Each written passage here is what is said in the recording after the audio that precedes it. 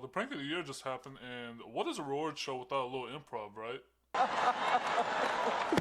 Oh, wow! Keep my wife's name out your fucking mouth! I'm going to. Instead of Will Smith going up the stage to smack the shit out of Chris Rock, this time we got fucking Ezio Auditore blending in with the crowd and going up on the stage to give a speech of his own.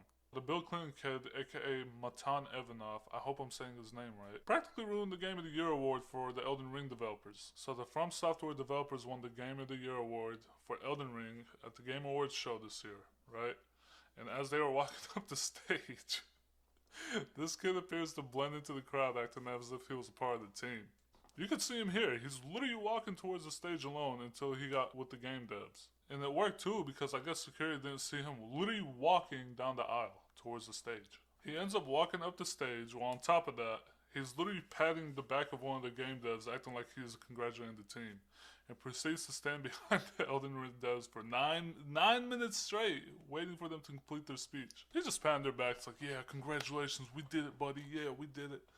While the whole fucking time, they don't understand what the fuck is going on. I just want to know, where the fuck was security for the whole 9 minutes while this intruder is just chilling on the stage the whole time where the spotlight is? Like, imagine if it was someone who intended harm on the award winners, and it was not just random kid who pulled a silly prank. I mean, for how big these award shows are getting, and how they were in the past, I guess any guest could just walk up on stage and just do what the fuck they want. I mean, look what happened with Kanye, Will Smith, and now this. You know, real quick, I want to thank everybody and say that I think I want to nominate this award to my Reformed Orthodox Rabbi, Bill Clinton. Thank you, everybody. So not only did this kid sneak up on stage, but he just said the most random thing anyone would ever hear in 2022. And yet the crowd claps for him. Like, what? Oh, and would you look at that, there's security. You know, only after a whole 9 minutes of the spotlight literally being on this kid, and after he pulled the prank off, that security just started swarming. I mean, I just want to fucking know what was going on through security's head this whole time. Like, were they in the fucking back of the stage playing Candy Crush and shit while this was going on? That looks great. Hold on. Dropping hangers. Yeah, that security company ain't gonna get no jobs after this. All right. Well, the eventful evening. Congratulations.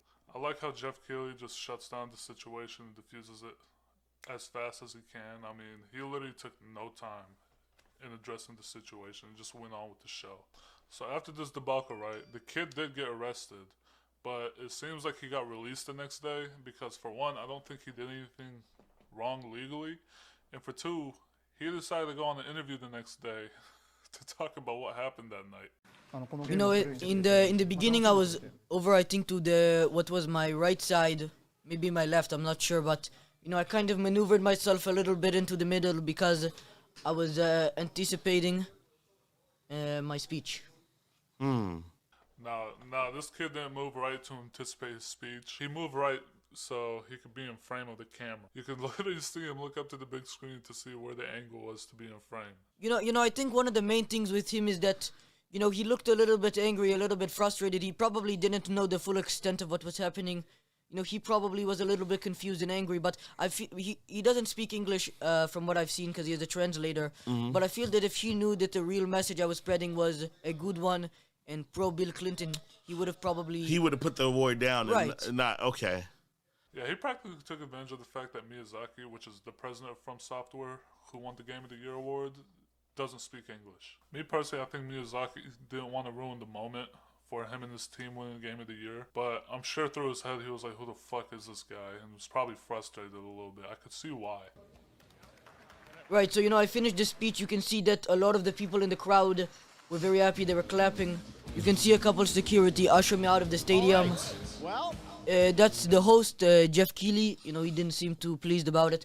I mean, yeah, no shit he wasn't happy about that. You literally just bombed this fucking show. But I think a lot of people would have been maybe a little less angry if they had realized the full extent of what I said. A lot of people didn't pick it up because of my heavy accent. You know, I've actually, you know, there's clips of me from, you know, a year or two ago. I don't have this accent. A lot of people are wondering if it's fake. You know, I've been trying to vigorously develop this accent, you know, for the past couple hours now. So it's getting very deep. And I think that if we look at this, we can definitely see that it's not fake and it was a genuine message. Okay, bet. I love how after all this has ended, the kid sticks with his act and is still trolling even after everything happened already. So apparently this kid has a history of doing stunts like this, as he pulled some shit off at 2 different events before this. So back in 2019, he went to a Los Angeles Clippers game and he pretty much faked a fan cam into showing him holding up a shirt that says, "Fight freedom, stand with Hong Kong."